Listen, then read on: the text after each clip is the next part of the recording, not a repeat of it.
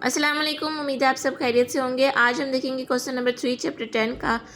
इसमें क्वेश्चन में कुछ यूँ मेंशन है कि एक वैगन परचेज़ की जा रही है हायर परचेज सिस्टम पे 2 साल के अरसे के लिए और 2 ईयर्स का जो ड्यूरेशन है वो 2016 से स्टार्ट हो रहा है। 50,000 रुपीज़ की इंस्टॉलमेंट्स करनी है। 50,000 रुपीज़ की में इंस्टॉलमेंट में पेमेंट करनी है और ये इंस्टॉलमेंट जो है वो हाफ़ ईयरली करनी है, यहाँ पे मेंशन्ड है। और फर्स्ट पेमेंट जो है वो 30 जून को होगी। कैश वैल्यू वैगन की ये है और कंपनी जो है वो 6% पर एनम इंटरेस्ट चार्ज करिए, लेकिन हाफ़ ईयरली, ठीक है। और उसके बाद डेप्रिसिएशन है 10% per annum depreciation on diminishing balance method. Start करेंगे ब्रेकअप टेबल से। डिस्क्रिप्शन, कैश प्राइस, इंस्टॉलमेंट में इंटरेस्ट, कैश प्राइस और टोटल। 1 जनवरी को हमने वैगन की परचेज़ की, उससे हायर परचेज सिस्टम पे 185,875 की। फर्स्ट इंस्टॉलमेंट हमने पे करनी है 30 जून को। इंस्टॉलमेंट जो है वो हम उसको कैलकुलेट करते हैं आउटस्टैंडिंग अमाउंट पे, इंटरेस्ट कैलकुलेट करके आउटस्टैंडिंग अमाउंट पे इंटरेस्ट कैलकुलेट करके हमने उसकी जो पेमेंट हुई है उसमें से देखना है कि कितना इंटरेस्ट था और कितनी जो है वो कैश प्राइस थी। तो हमने इस वैगन के अमाउंट पे इंटरेस्ट कैलकुलेट किया। हाफ़ ईयरली उसने कहा था, तो 6/12 हमने हाफ़ ईयरली कैलकुलेट किया। और वैसे भी हम 30 जून को कर रहे हैं तो हम हाफ़ ईयरली करेंगे। और इसकी अमाउंट आगे हमारे पास 5,576। 50,000 में से इतनी अमाउंट इंटरेस्ट की है, बाकी जो रिमेनिंग अमाउंट है वो हम उसको कैश पेमेंट कर रहे हैं इंस्टॉलमेंट की। अब फिर हमने 50,000 में से इस इंटरेस्ट के अमाउंट को माइनस किया तो हमारे पास ये कैश अमाउंट आ गई। इसको हम यहाँ पर राइट करेंगे एज अ फर्स्ट इंस्टॉलमेंट और टोटल अमाउंट में से इसको माइनस करके आउटस्टैंडिंग अमाउंट कैलकुलेट करेंगे और उसके ऊपर नेक्स्ट ईयर जब नेक्स्ट इंस्टॉलमेंट पे करेंगे तो उस पर इंटरेस्ट कैलकुलेट करेंगे। इसके आप फर्स्ट 2 लेक्चर्स भी देखिएगा, आपको ज़्यादा अच्छी समझ आ जाएगी। सेकेंड इंस्टॉलमेंट हुई हमारे पास 31 दिसंबर को। उसी तरह हमने हाफ ईयरली इंटरेस्ट कैलकुलेट करना था, तो हमारे पास इंटरेस्ट की अमाउंट आ गई 4,244। टोटल हमने 50,000 ही पेमेंट करनी थी, तो 50,000 में से इतना इंटरेस्ट आ गया हमारे पास और इतनी हमारे पास इंस्टॉलमेंट जो हमने उसमें कैश अमाउंट जो दी, कैश प्राइस है वो, और ये इंटरेस्ट हमारे पास आ गया। ये वाली अमाउंट हम यहाँ माइनस करेंगे उसमें से, प्रीवियस अमाउंट में से, और आउटस्टैंडिंग अमाउंट आ जाएगी थर्ड इंस्टॉलमेंट के लिए हमारे पास। थर्ड इंस्टॉलमेंट जब हम 30 जून 2017 को पे कर रहे हैं, उसमें भी हाफ ईयरली इंटरेस्ट कैलकुलेट करेंगे तो ये हमारे पास इंटरेस्ट की अमाउंट है। 50,000 टोटल अमाउंट हम पे कर रहे हैं और ये हमारे पास इसकी रिमेनिंग अमाउंट होगी जो इंटरेस्ट के अलावा है।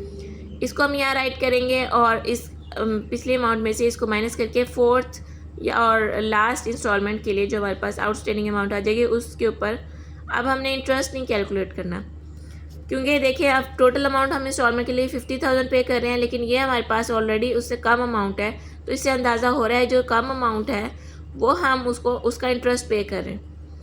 करनी तो हमने 50,000 की पेमेंट है और लेकिन हमारे पास अमाउंट कितनी बच गई है 48,566। जो बाकी अमाउंट है इसमें 50,000 और इसको सब्ट्रैक्ट करें तो बाकी अमाउंट हमारे पास इंटरेस्ट की अमाउंट आ रही है, तो हम इसको डायरेक्ट यहाँ सब्ट्रैक्ट करके लिख देंगे और ये हमारे पास अमाउंट आ गई। हमारे पास यहाँ पे इंस्टॉलमेंट्स खत्म हो गई, हमारी पूरी पेमेंट जो है उनको कर दी है।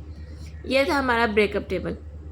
नेक्स्ट उनके क्वेश्चन में रिक्वायरमेंट थी कि कोलरी कंपनी के बुक्स में हम लेजर अकाउंट शो करें, तो उसके लिए हमारे पास हमने अभी जर्नल एंट्रीज पास नहीं की, क्योंकि ये आपका स्टार्टिंग लेक्चर्स है, तो ऐसे विदाउट जर्नल एंट्रीज जो है वो आपके लिए ऐसे ही कैलकुलेट करना मुश्किल हो जाएगा। मैं आपको ये प्रेफर करूँगी कि आप इसका वर्किंग में, पेपर में भी वर्किंग में चाहे रफ सा जो है वो जर्नल एंट्रीज लिख लीजिएगा ताकि कोई मिस्टेक ना हो। हम जो मैंने वर्किंग में लिखी हैं एंट्रीज, मैं आपको दिखाती हूँ, उसके बाद फिर हम बुक्स ऑफ कोलरी कंपनी की तरफ आते हैं। ये मैंने मेंशन की है जर्नल की वर्किंग में फर्स्ट ईयर हमारे पास है जब हमने वैगन हायर वेंडर से परचेज़ किया है 185,875 की। अच्छा, इसकी अमाउंट जो भी यहाँ मेंशन है वो मैंने ब्रेकअप टेबल में ऑलरेडी जब मैंने इसको सॉल्व किया है तो वहाँ पे मेंशन है और वहाँ से देख के मैं इसमें पुट कर रही हूँ वैल्यूज़, ठीक है। अच्छा, उसके बाद हमने पे किया 30 जून को इंटरेस्ट पे किया हमने, फर्स्ट इंस्टॉलमेंट भी पे की और इंटरेस्ट भी पे किया, ठीक है। मतलब उसी में फर्स्ट इंस्टॉलमेंट में इंटरेस्ट भी था और उसकी पेमेंट भी थी। टोटल हमने पेमेंट की है 50,000, बैंक से डिडक्शन हुई 50,000 की, उसमें से इंटरेस्ट की अमाउंट इतनी थी और कैश अमाउंट इतनी थी। ये देखें, मैं आपको यहाँ शो भी कर देती हूँ। ये फर्स्ट ईयर जो फर्स्ट इंस्टॉलमेंट हमने उनको की है, तो ये हमारे पास इंटरेस्ट की अमाउंट है, ये हमारे पास कैश अमाउंट है, टोटल हमारे पास 50,000 है। इसी को हमने यहाँ पे वर्किंग में इम्प्लीमेंट किया है। 30 जून के बाद 31 दिसंबर को हमने पेमेंट किया उनको, वो सेम ऐसे ही 50,000 और ये हमारे पास इंटरेस्ट की और उसको जो पेमेंट की है कैश में, वो आ गया हमारे पास यहाँ पे। ठीक है, फर्स्ट ईयर के एंड पे हमने डेप्रिसिएशन कैलकुलेट की, 10% डेप्रिसिएशन थी रिड्यूसिंग बैलेंस मेथड के थ्रू। ये हमने वैगन के अमाउंट पर 10% डेप्रिसिएशन कैलकुलेट की, तो ये हमारे पास डेप्रिसिएशन के अमाउंट आ गई। Depreciation debit, wagon credit. और ईयर एंड पे हम बुक्स को जब क्लोज करते हैं तो हम प्रॉफिट एंड लॉस अकाउंट में एक्सपेंसेस या फिर इंटरेस्ट जो हमारा रेवेन्यू होता है उसको ट्रांसफ़र कर देते हैं। तो हमारे पास इस साल में इंटरेस्ट और डेप्रिसिएशन एक्सपेंस था जिसको हमने प्रॉफिट एंड लॉस में ट्रांसफ़र किया है। चूँकि हमने हाफ ईयरली पेमेंट की है तो इंटरेस्ट भी हमारे पास 2 दफ़ा हमारे पास आया है, जब हमने 30 जून और 31 दिसंबर को पेमेंट की है। उन दोनों का सम करके टोटल जो हमारे पास ये बन रही है अमाउंट, इसको हम ट्रांसफ़र कर देंगे प्रॉफिट एंड लॉस अकाउंट में। डेप्रिसिएशन एक बार ही कैलकुलेट होती है at the end of year, तो वो हमने एक बार ही कैलकुलेट की, उसको भी इन दोनों का सम जो है वो हम प्रॉफिट एंड लॉस अकाउंट में ट्रांसफ़र कर देंगे। फर्स्ट ईयर के बाद सेकंड ईयर में भी हमने 30 जून को पेमेंट की, उसकी भी हमने interest account debit, higher vendor debit और बैंक अकाउंट क्रेडिट कि हमने उसका ब्रेक डाउन किया है 50,000 के अमाउंट का, कि उसमें इंटरेस्ट कितना है और दूसरी पेमेंट कितनी है। 31 दिसंबर को फिर से हमने पेमेंट की जब, तो तब भी हमने interest account debit, higher vendor debit और बैंक अकाउंट क्रेडिट जो उसके अमाउंट हमने ब्रेकअप टेबल से मेंशन किए। फिर आती है 31 दिसंबर को डेप्रिसिएशन की बारी। 10% डेप्रिसिएशन है, टोटल जो थी इसकी अमाउंट वैगन की अमाउंट थी, उसमें से फर्स्ट ईयर की जो डेप्रिसिएशन है उसको माइनस किया, ये हमारे पास रिमेनिंग अमाउंट आई। इस पे जो है वो हम सेकेंड ईयर में 10% डेप्रिसिएशन कैलकुलेट करेंगे, तो ये हमारे पास डेप्रिसिएशन की अमाउंट आ गई। ईयर एंड पे बुक्स को क्लोज करेंगे तो एक्सपेंसेस को हम प्रॉफिट एंड लॉस अकाउंट में ट्रांसफ़र कर देंगे। इस ईयर भी 30 जून और 31 दिसंबर का जो इंटरेस्ट है उसको सम करके इसमें ट्रांसफ़र करेंगे और डेप्रिसिएशन का एक्सपेंस दोनों को सम करके इसमें ट्रांसफ़र कर दिया हमने। ये थी हमारे पास एंट्रीज़ जो थी फर्स्ट एंड सेकेंड ईयर की। अब बारी आ जाती है जब हम कंपनी की बुक्स में इसको मेंशन करेंगे। हायर वेंडर अकाउंट के अंदर हम मेंशन करेंगे, हम जैसे जैसे हमने एंट्रीज पास किए हैं उसके अकॉर्डिंगली हम मेंशन करते जाएंगे।